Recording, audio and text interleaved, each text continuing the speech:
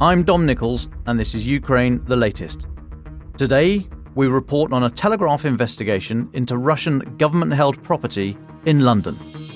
Bravery takes you through the most unimaginable hardships to finally reward you with victory. If we give President Zelensky the tools, the Ukrainians will finish the job. Slava Ukraini! Nobody's gonna break us. We're strong. We're Ukrainians. Every weekday, we sit down with leading journalists from the Telegraph's London newsroom and our teams reporting on the ground to bring you the latest news and analysis on the war in Ukraine. It's Wednesday, the 29th of May, 2 years and 96 days since the full-scale invasion began. Today, I'm joined by Aliona Hlivco, former Ukrainian politician and now director of the Henry Jackson Society, and news reporter Cameron Henderson, who's been investigating quite how much property the Russian government holds in London. I started with the latest news from Ukraine. Now, the death toll from Russia's attack on the supermarket in Kharkiv last Sunday has risen to 19. You'll remember this attack was 2 guided bombs with a third unexploded device or unexploded glide bomb found at the scene. More on that, I'm sure, over the next few days, given the scale. You'll remember from the footage you'll find on social media.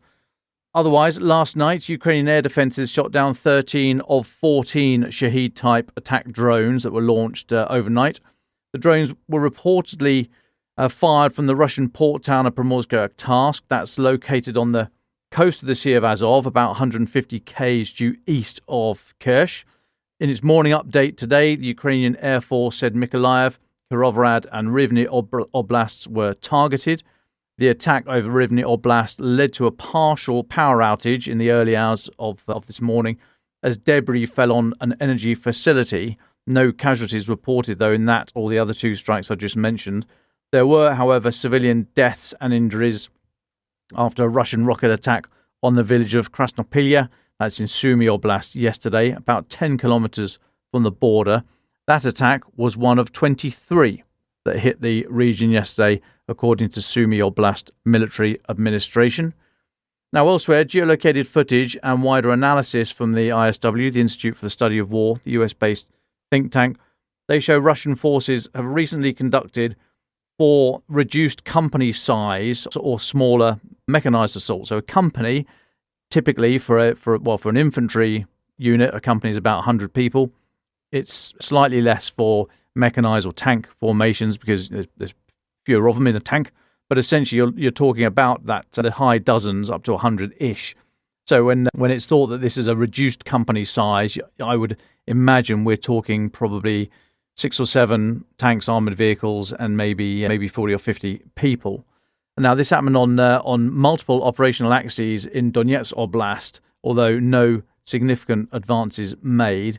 The ISW assessment is that these attacks were there to test Ukrainian reactions following the move into the northern Kharkiv Oblast.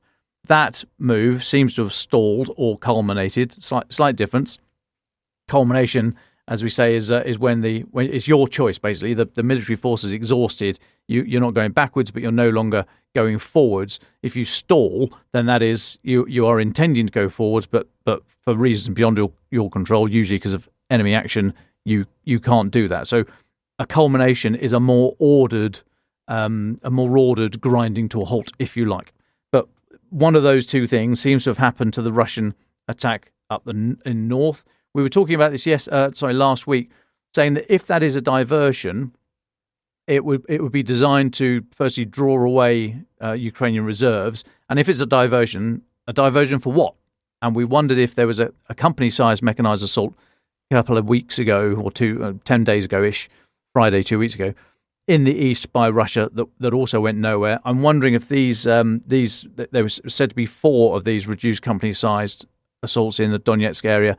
Is that the main event? Either way, it's not worked. Okay, so if it's a diversion up north, it hasn't diverted an awful lot, and it's certainly not diverted enough for Russia to be able to punch through, as they would hope, the defences in the east. So there's basically very little movement in the lines, but a lot of activity, and I'm trying to thread that needle, if you like, but not a lot of movement in the lines.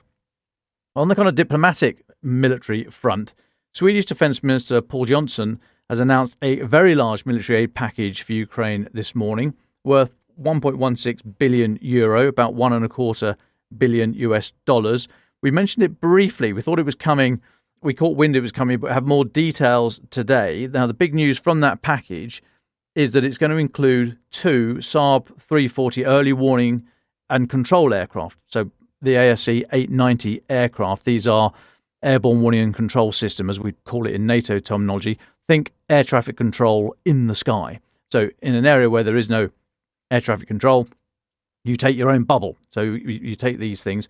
So these jets have a radar that's running down the length of the fuselage, basically, above and outside the fuselage, but runs from the nose to the tail. What that means is that it can see either side. It's got a 120-degree zone of scan on either side of the airframe out to about 400 kilometers, so pretty good, tracking ships, planes, missiles, pretty much anything in the sky. But it's got a blind spot over the nose and over the tail because it's not looking that way. If you think about the line of the fuselage, you can see out to the side. So you have to operate in a racetrack pattern or wobble around in the sky, technical term, stick with me at the back. But you wobble around, and so you can cover those blind spots. But it is a very good way of being able to exert some order on the air picture. And that's what you need in order to then be able to shoot down enemy missiles coming your way and control your own jets going the other way. So that is a very significant addition to Ukraine's arsenal. On top of that, Sweden also donated its entire stock of armoured tracked personnel carriers, the PBV 302. Now, they're quite old. It was taken out of service in 2014 in the Swedish military, so we're not quite sure how many there are going to be in this package, but Sweden did, we think, end up with a total of 650 of different variants, been upgraded over the years. So they'd be quite sizable in number, I'm sure, otherwise they wouldn't be sending them. Also going is AMRAAM, Advanced Medium Range Air-to-Air Missile, a very good missile, which Ukraine has been able to adapt to be able to be fired from the ground as well, but a very capable missile for bringing down fast jets. And they're also sending a load of 155mm artillery ammunition. In total, it's Sweden's 16th, but in total it's the largest military support package Sweden has sent since the start of the full-scale invasion.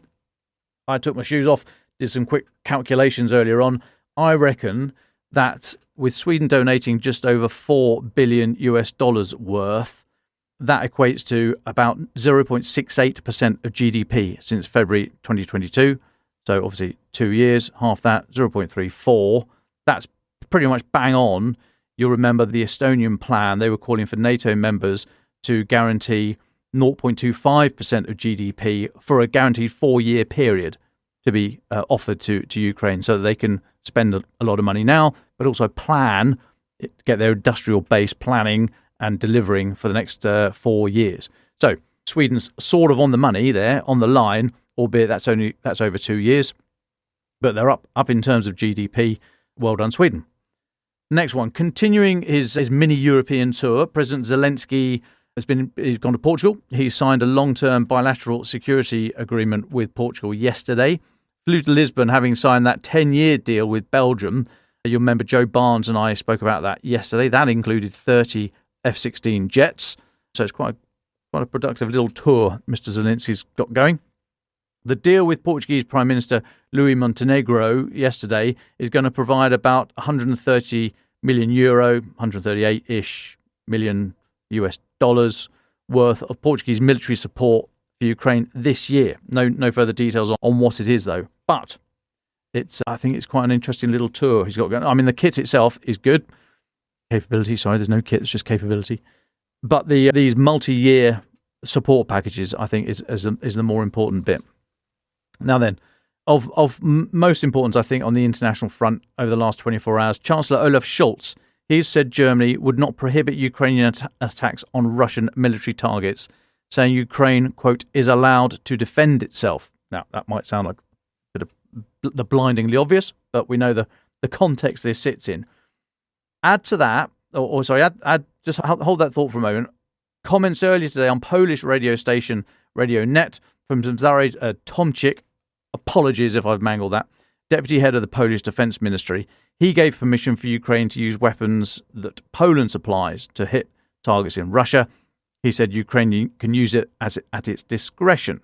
So all told, I think now that makes the list of countries that have given tacit or overt support for Western weapons to be used inside Russia as UK, France, Finland, Sweden, Netherlands, Czech Republic, Lithuania and Poland.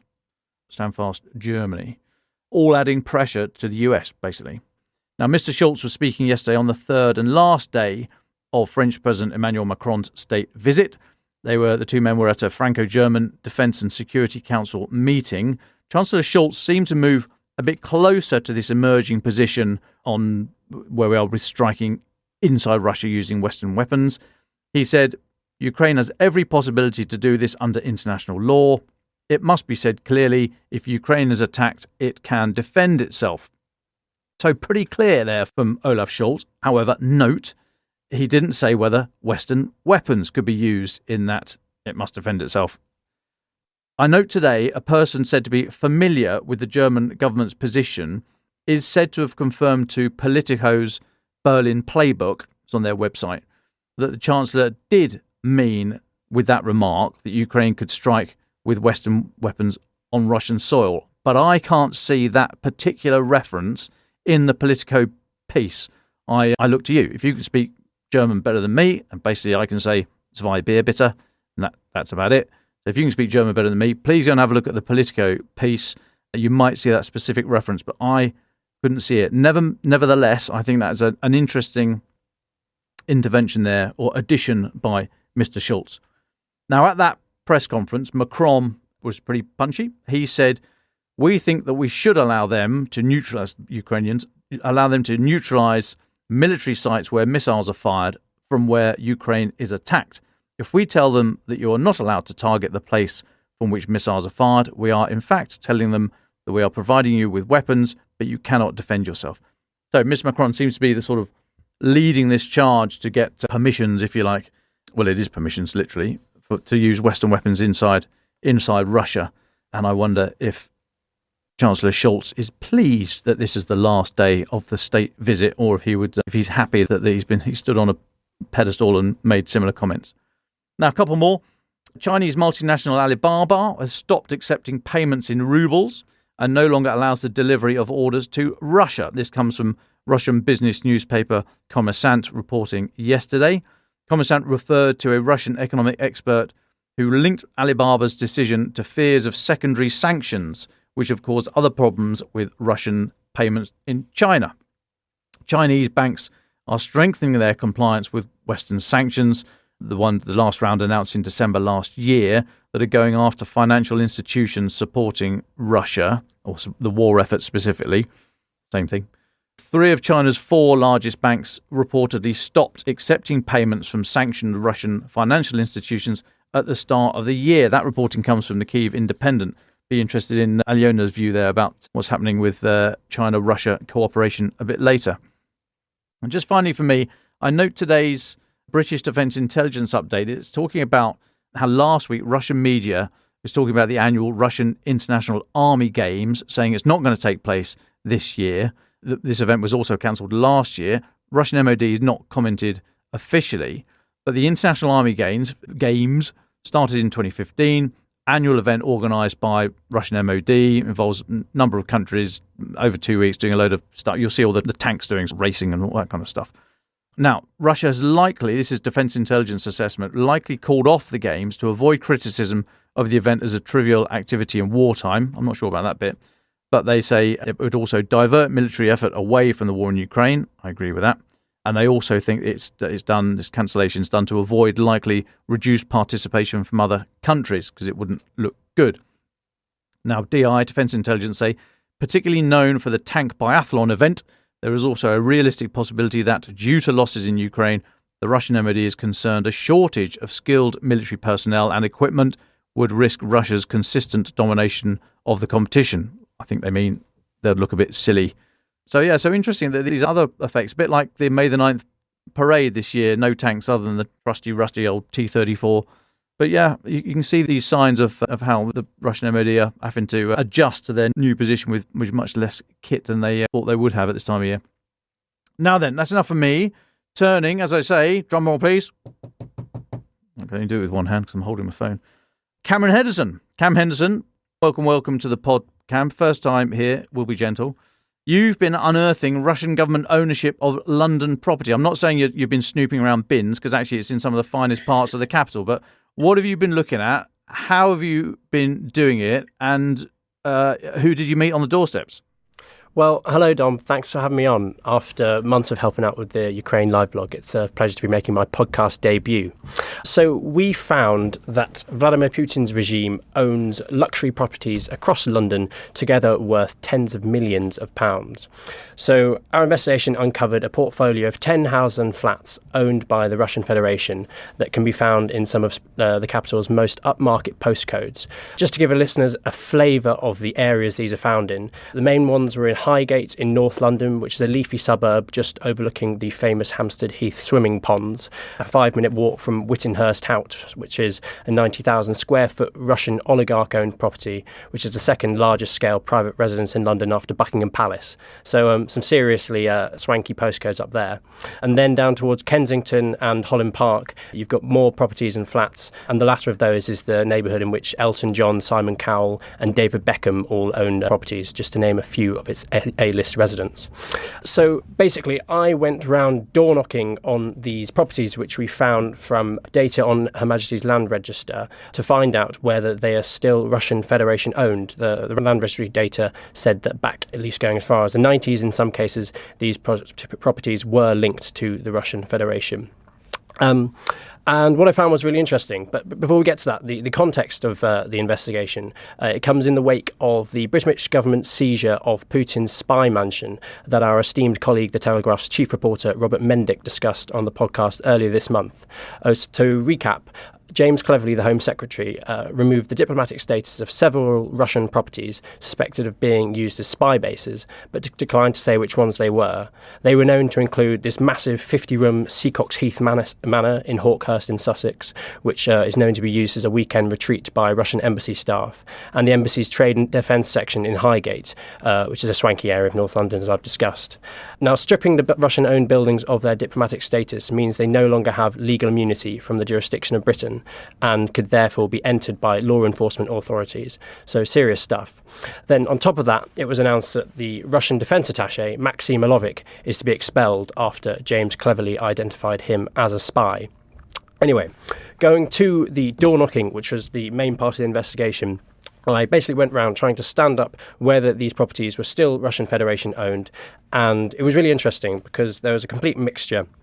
When you got to the doors, some of them were in mint condition with cars outside with diplomatic plates on them, and neighbours were happy to verify that the neighbours were Russian and they had been so for years and so forth.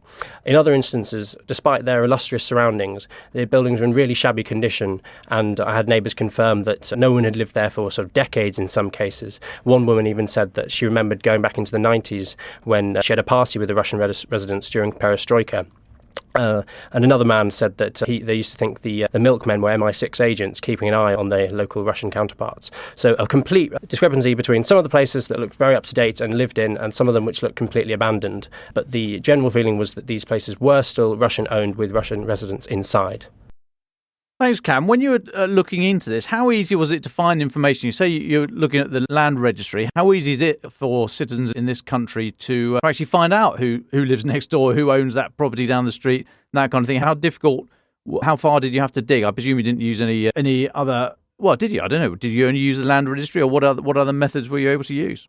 So yes, it was all land registry data, and it's the land registry, I believe, is open source, and you can log on and you can search away and find specific keywords and terms. We had a fancy piece of software in the office that can, once you pop in a keyword, it can group them together to give us a rough list starting point of the properties to tick off our list. I think the original list had about sort of 12 or 13 properties on it, some of which were already known to be affiliated with Russia due to having diplomatic ties, others of which seemed like private properties, blocks of apartments, individual big houses, as I say, in some of these very expensive postcodes. So the job was then to go door to door and verify this information that we found online, which can in certain instances be out of date. So I think we crossed a couple of them off the list because they were doubling up on other properties that had similar names in similar locations, but we whittled it down to 10 in total. So I suppose the short of it is this is information that's freely available out there. It just requires the sort of legwork to go door knocking if you're prepared to spend a day doing that. In these sort of weather conditions, I think it was a sunny day. It wasn't such a bad job after all. And I presume, knowing the chief reporter as I do, that he allowed you to valiantly go forward and actually knock on the door while he was hiding around the corner. I mean, what reception did you get? Was there anybody? I mean, did you said that you were a journalist, or you're asking questions? Did anyone get shirty with you at all? Well, I'm sure our esteemed chief reporter had more important matters to attend to. But yeah, as I was knocking on doors, I guess there was a vague sense of apprehension at some of the postcodes, especially those ones where you get to the door in the Highgate region and the sort of gardens were overgrown with weeds sprouting out the tiles, the paintwork peeling off the doors, and you felt, oh, this place is a bit eerie. But as it happened, those hadn't been lived in for years, and then it's very easy to verify with neighbours who were all very happy to chat and talk, and lots of them had quite fun stories about the reputation of the area. I remember one man in particular telling me that, you hear these stories of people moving into properties and finding surveillance equipment in the attics. And this is, I suppose, hearsay, but it gives you a flavour of the sense of that sort of community in the area. Another person telling me that this guy had grown up there for years, and on top of the milkmen being Russians, he said it's always been known as this Russian enclave. I mean, talking about Highgate in particular, Karl Marx is buried round the corner, and it's this sort of real sense of that was a sort of hub for the Russian community going back decades. But to your point about the sense of danger or eeriness, I guess the closest that I came to feeling a little sort of wary was, I can't say exactly where it was, but in apartment blocks in the Kensington region, not too far from the Boltons, which again is one of London's most expensive postcodes, I think possibly the third most expensive street in London. But when you get there, you see these quite austere blocks of apartments set back from the road behind a line of trees. And I went down the sort of the list on the gate of apartments, buzzing each one to see if anyone would speak to me. Most people didn't pick up. Those who did quickly put the phone down at the mention of journalist and Russian Federation link, etc. And then a couple of others told me to get in touch with the Russian consulate if I wanted to comment. But after poking my nose around a little bit and noticing Russian or diplomatic plated cars in the driveway, a friendly man popped his head out of the building, and I got chatting to him, and in his broken English he was happy to explain to me that he was Russian, everyone in the building was Russian, and that they pretty much all worked for the Russian embassy. So it was a bit of a surprise to have someone step forward and be so forthcoming with the information I was looking for. So we're not so far away from London grad as we maybe think we are with some of the comments from the government. But anyway, interesting stuff. Thanks, Cam. Hang around. Do please hang around if you're able to. I know you've got the desk yelling at you to go and do other bits and bobs, but you're very welcome to stay. Aliona, turn to you if I may. All this week, the Telegraph is running a series of exclusive essays from prominent international commentators imagining the consequences if Russia is successful in the war. The first today is by you, former politician, now director of Henry Jackson Society, as I said. Welcome back. Before you talk about your essay, which I think looks at what the impact for NATO could be, before you talk about that, what's any comment on Cam's investigations? Are you surprised that Russia still has this footprint across London in some of the swankiest postcodes, or are you just rolling your eyes and saying, when is the Foreign Office going to wake up, or something like that? Thank you, Dom. It's great to be here. Great to be with Cameron in the studio for his debut. I think he's done great. Not surprising, I would say. London is not that far off from remaining London grad, as you rightly mentioned, because for the first year or maybe a year and a half of the second invasion, there was a sense in London that Russians hid away. Many of them left, but also most of them have now come back. It's not necessarily government officials or proxies or oligarchs. It could be their families. It could be some prominent members of diaspora who are in one or another way connected to the current regime.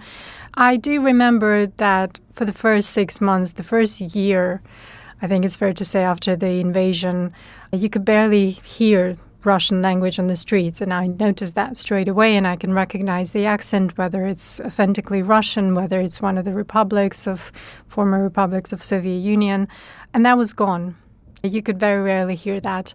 Now, walking down the streets of Kensington and Chelsea and Hampstead, they're all back. So I'm not surprised. I think the ambivalence of the West and that whole uncertainty of standing with and by Ukraine for as long as it takes without actually taking any concrete steps and actions with allowing Ukraine to defend itself, it all reflects in all other areas. And I think now the Russians have realized, well, maybe the West is not as decisive as it was at the beginning, which was prompted by the initial shock of the invasion and this brutal war.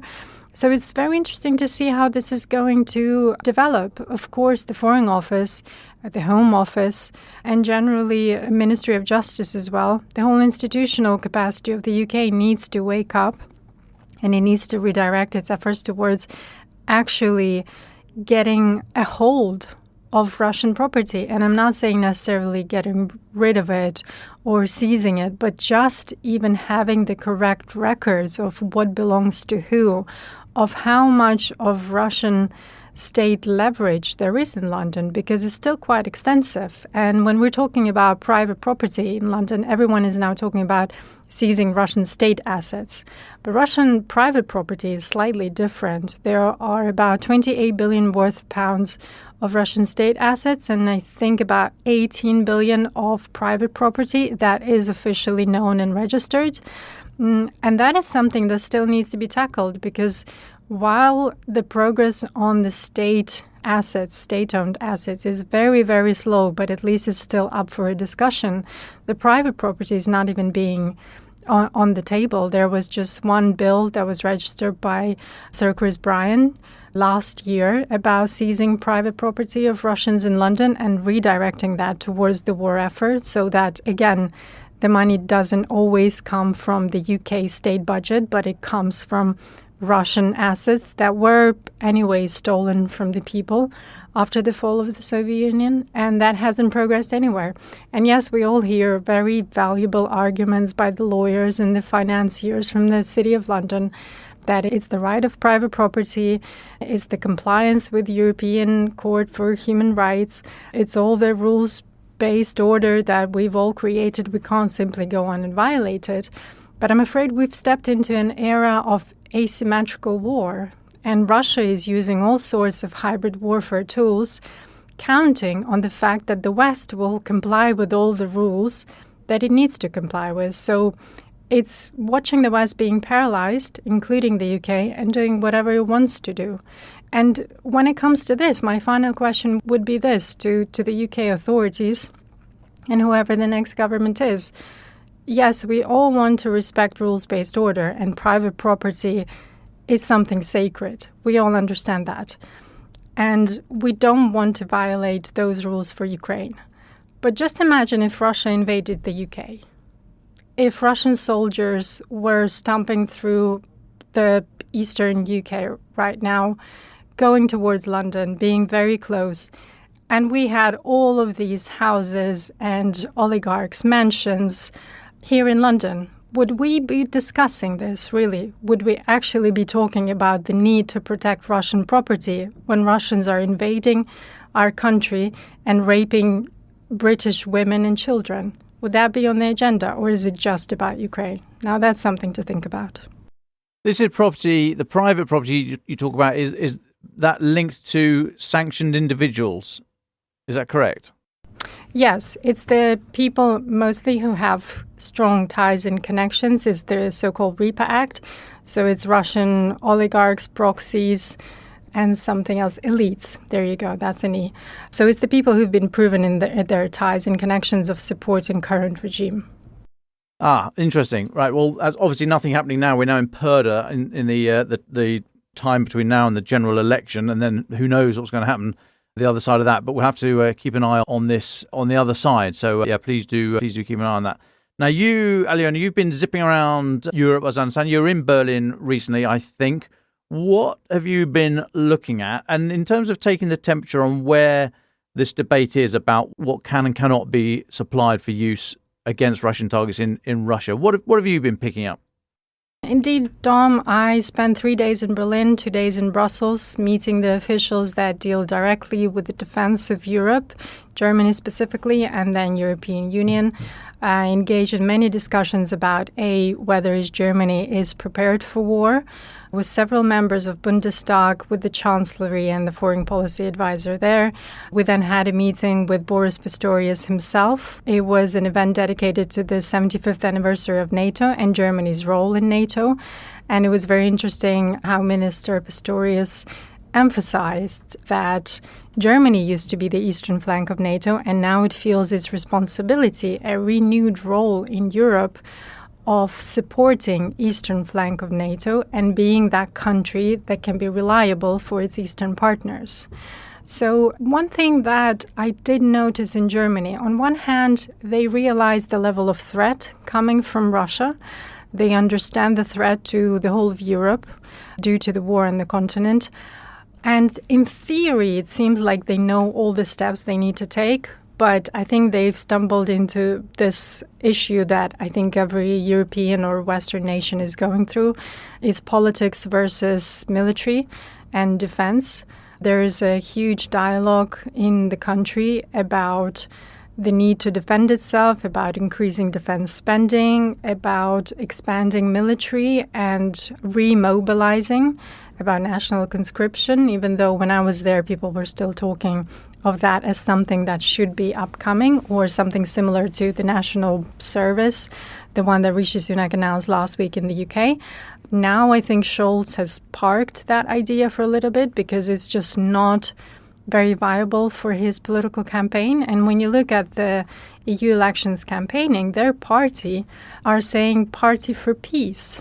So basically they've switched the rhetoric from defending itself to just wrapping up the war and still supporting Ukraine for as long as it takes. But hopefully it won't take that long and Ukraine can just get over it and calm down. So that unfortunately was the feeling. The Chancellery just listed all of the things that they've done for Ukraine, which is great. Germany is the second largest contributor to Ukraine in terms of weapons and financial support after the United States. And yet many things are still just not on the agenda for them, like long-range missiles are a tough one, Taurus systems, everything that you've discussed about extensively. So I think Germany is going through its own existential crisis of whether they're ready for war, what happens, similarly to what I wrote in the piece for the Telegraph that we'll talk about in a second. What happens if Russia does invade one of the NATO countries? What does Germany do, being now responsible for the eastern flank of NATO?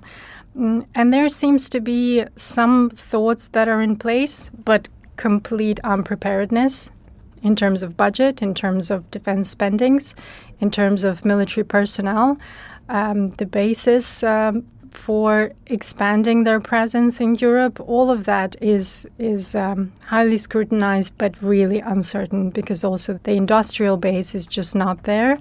And they're all counting on the fact that if Russia invades, then hopefully it won't be before 2028, because their timeline simply will not be able to deal with that. And similarly in Brussels, European Union seems to be more on point with the threats. Of course, it takes a unity of all the members to decide on what the strategy should be. And of course, the elections are also getting in the way, and they're all preoccupied by that. But there is a common sense and agreement that the defense budget of the European Union itself needs to expand. And I think in 2026 there will be another new budget for the following 7 years announced. And they're asking for, I think, 100 billion euros more towards defense for the 7 years. So it's a huge increase in defense spending for the EU. They're trying to streamline the production of weapons in the EU. They're looking to buy the weapons even outside of the European Union, despite the recent consensus, but also trying to expand their own military production base and eventually become autonomous. Because even though Germany is still saying that their biggest ally and supporter is the United States, because they obviously provide the nuclear umbrella for them, and they would strongly refer to NATO membership as the only umbrella for Germany, the European Union as a whole are thinking of that age-old issue of the term that is being used more and more now, Trump-proofing itself, making sure that if America goes down the isolationist route, it can defend itself when it needs to. Even outside of NATO, there are obviously talks about European defense force that Macron put forward. That's a bit tentative. Not many members are on board with that idea. And yet this rapid task force and their strategic compass, which is a strategy to defend Europe and make themselves to be more capable of defending the Union, that's all ongoing. And that left me in better spirits, to be honest, than even a meeting at NATO, which was a little bit disheartening. Thank you. Yeah, a bit of light and shade in there for us all. I'd like you to just introduce the essay today that should be up online a little bit later and in tomorrow's paper, I believe. Just introduce it. But before you do that, you said you met Boris Pistorius, Germany's defense minister. It was only a couple of weeks ago that he was said to be on resignation watch because he apparently had fallen out with Olaf Scholz about Taurus, I think in particular, but about the general permissions argument. So just, if you wouldn't mind just giving us a little spiel on what mood was he in? Is he still on resignation watch? And how's he getting on with the Chancellor at the moment? And then briefly introduce the essay, please. So I think Boris Pistorius, from what it seems like, might be a little bit in the resignation mode, but is still a very decisive one. He seemed to be very strong in his opening statements and then in the private conversation as well. His messaging seems somewhat different from Olaf Scholz is saying. It's always stronger. It's always pushing the Chancellery to do more. And sometimes what many opposition members of Bundestag were saying is that the only government official they're happy with is the Minister of Defense because he wants to do more. And that's, I think, where maybe this speculation about him facing resignation soon comes from, because he almost prompts the Chancellery, gets ahead of himself, makes strong statements of support and prompts the Chancellery to then react and follow through and make it seem as if they're united front and it's actually the Scholz government that's doing that and not necessarily just the minister himself. I think Boris Pistorius understands the real threat to Europe. It's, as I've said, it's very difficult to bring that understanding into a political thinking because the rise of Russian sentiment, unfortunately, in Germany is growing, especially in East Germany. The right-wing party AfD that recently was reported has been financed by Russia before. They're gaining huge support. So I think that's why the government is now trying to do some kind of balancing act, again, ahead of the EU elections and then ahead of the elections to Bundestag next year. That's when the government will be in question.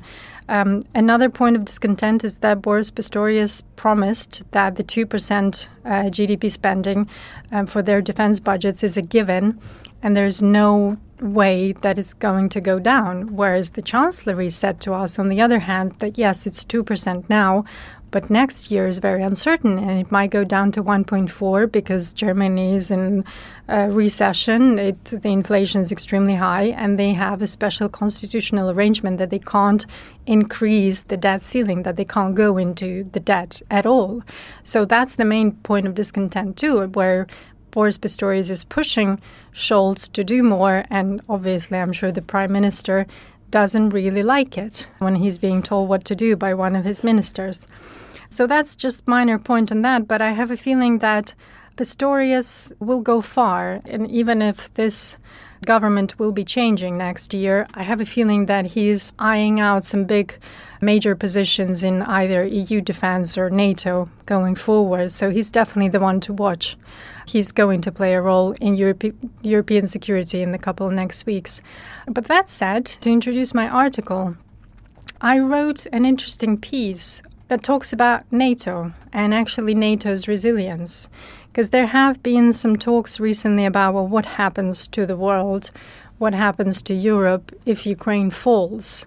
Well, I go even further than that, and I'm asking a question, what happens to NATO if Russia attacks NATO? Because many are saying that they can't allow escalation, they can't give Putin an advantage of saying that he's fighting NATO. Well, first of all, he's already saying that. That narrative is being used and abused vastly, and that's the only thing that keeps mobilizing Russian population. And secondly, well, let's look and see what would actually happen if NATO got attacked. Because we're used to this idea that attack on one is attack on all, and Article 5 puts a provision in place that everyone will then need to step into war. But actually what Article 5 says is that the allies will come to a discussion to provide a substantial response to whatever the attack was. So it purely means that there will be consultations that will be launched on the NATO level. So what does that mean? If Russia attacks one of the Baltic states, just like many intelligence offices across Europe were suggesting that by 2027, Russia will create some kind of minor incursion into Lithuania or maybe Estonia. I know Poland is gearing up for war too. Now there's a contingent of German troops in Lithuania due to enhanced forward presence. What would Germany do? And I asked this question at the Chancellery a week ago. If Russia invades Lithuania, what does Germany do? Is it ready for war? And you can find some thoughts on that in the piece that I wrote for the Telegraph. What would the US do with their 10,000 troops on the ground in Poland if Poland gets attacked? And how is Polish government supposed to react to that? How are they planning to react to that? What happens if Russia attacks Estonia, where enhanced forward presence is actually provided by the United Kingdom? These are all questions that are very pertinent. And then Europe, it's not just Europe who will find itself at war and how various countries will react to that.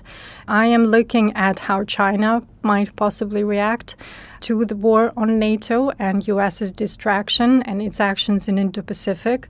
What would India do, given its disagreements with China currently? Who would be fighting for the hearts and minds and resources, most importantly, of the global South? Which further escalations and revolutions we might expect in Africa? What happens to Turkey? How does the war in Middle East unfold? And what does Iran do in case Russia attacks one of the NATO states? What happens to US military bases in the Middle East, Latin America?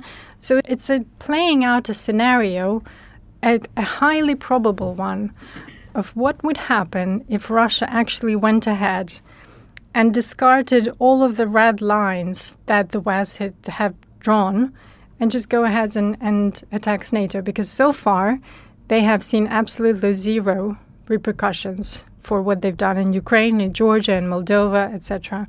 So it's interesting to look of how the world will react and what would actually happen to the biggest and the strongest military alliance in the world that's about to celebrate its 75th anniversary. Thank you. I will grab a look at that when it comes out a bit later, but thank you for that. I think it is very interesting what the response is to any attack from Russia. And I've seen comment that actually this slightly more robust positioning from many European countries and Jens Stoltenberg, NATO Secretary General, just in the last couple of weeks has been in response to these alleged Russian attacks across Europe with various warehouses going up in flames and ammo compounds and all the rest of it. And we obviously know we had Novichok nerve agent attack in Salisbury in 2018. So all these bits and pieces, people are saying, actually, you know what? This is what it looks like. It might not be huge heavy metal rolling over the border. It might be. You can't discount that. But who's to say that it hasn't already started? And therefore, what's the response? So yeah, all very live questions. I'm going to move now to final thoughts. I'll go first. Invite Cam, as it's his debut, to close the episode with his final thoughts. But Aliona, in between, I will start. I just note, so this news today that this package from Sweden and others are donating more, and we mentioned the defence pacts with Belgium and Poland and Portugal and elsewhere. But I mean, this is all good. And these AWACS, the Airborne Warning and Control System, this is a very significant development. Yesterday, you remember we were talking about Poland trying to lead an initiative to get more Patriot air defence systems into Ukraine. by seeing which countries can provide the launchers, which can provide the radar, which can provide the control station, and so on and so forth. So now there's a lot of effort going on here across lots of different countries and timings and all the rest of it. And it just reminds me of the years in Iraq and Afghanistan when we were basically the British military were living off a diet of UOR, which is urgent operational requirements. It was, right, just get something in quickly that can solve that particular problem. And it was very good. It did work, the UOR system. It was just fire hosing cash around the place, which is not the most elegant of solutions, but it's worked. The problem with UOR is that nothing can talk to each other. You're just building individual boxes to do a specific task. But then if you want the data from that box to move over there, you can't do it. If you want that weapon system to work on that vehicle, no, there's been no integration. So UOR is a very heavy sugar diet. You have a massive rush and then there's a huge crash when afterwards, if you want to keep all that lovely new stuff in service, you've got to make it all talk to each other. And that integration is very difficult, very expensive, takes a lot of time. And that's why you saw some incredible capabilities that just had to be chucked out. And I wonder if that is part of the problem that Ukraine finds itself in right now. I mean, the immediate pressing need is to get stuff in, get people trained on it and get it out to the front. But at the same time, and I think that's what a lot of these multi-year defence arrangements are for, somebody needs to be working out how to knit the electronic string together, because this stuff will only work so far. And if it can't all talk to each other, then you're not using it to its maximum effect. But that bit, making it all work together, is very difficult. So this is all good at the moment, as in the weapon pledges and deliveries, more to be done. But there's a huge amount of work required out there to really turn this into a world-beating, Russia-beating capability, I think. And I'm watching those longer-term promises of defence pacts with great interest in this regard. Aliona, got any final thoughts for us, please? Final thoughts that I just had with the defense promises is President Zelensky said a couple of days ago in one of his interviews to foreign media that Ukraine needs 7 Patriot systems and 130 F-16s to basically be able to survive this year. It's not talking about ammunition, military hardware, combat vehicles, etc. So it's the basics of what he needs to protect the civil population of as far as Russian missiles can reach and cover the skies, basically. We are unfortunately nowhere near that. And going up towards NATO summit, I'm remembering another bit. And I will allude to what I said earlier when the NATO talk was a bit disheartening when I met, I'm not going to mention with whom I've met at the NATO headquarters, and yet I've asked a simple question: what are the priorities for NATO ahead of the 75th summit? What the next 75 will look like. Are they looking at the multilateralism? Is the alliance ready to expand into Indo-Pacific? What new weapons, what new technologies are ready to introduce? How are they harnessing AI? I've asked all of those lead-on questions to see, how well prepared is actually this political military alliance to face all the challenges of the world. And I got an answer that was disappointing to say the least. They've come back to me and said, well, if this is completely off the record and Chatham House rules, then the only thing on the agenda for NATO summit in this July is to make sure that by the time we get to DC and we all dressed up festively celebrating the most successful military alliance known to humanity, that Ukraine doesn't lose on the battlefield, because we are predicting that by the 9th of July, the situation on Ukrainian front is going to be the most dire to date. And that obviously put many things into perspective. I think it makes us understand that there is just no strategy for Ukraine winning this war, but there's no real strategy on how to prepare the world for the challenges we are facing. And this calls for some real leadership. And I think it's not surprising, it's both troubling but also reassuring in one way that this is the year of the elections everywhere.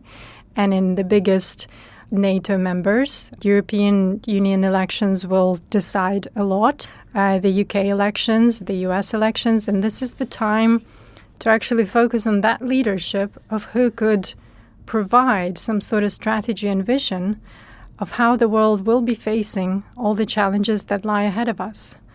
And I'm not talking just about my home country, Ukraine, but about general challenges in the world, because the threat is real. And while we're all distracted and hoping that some things will just go away, well, they're not. It's time to take some action.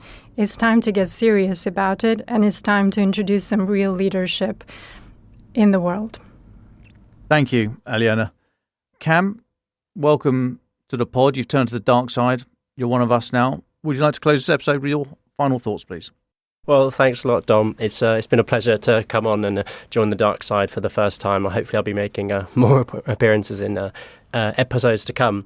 It was really interesting what Aliona had to say on the protected status of Russian-owned private properties with regards to my own investigation. And I must say I'm looking forward to reading her essay looking at the possible outcomes of the conflict, grim as they may look for the time being. I suppose what I would say is that it's important that we don't lose sight of the link between the two. The financial resources that can be leveraged to halt Russia's war machine, the property is a prime example of that. And, we've seen in recent weeks and months increasing international pressure to seize these assets and use those funds to support Ukraine.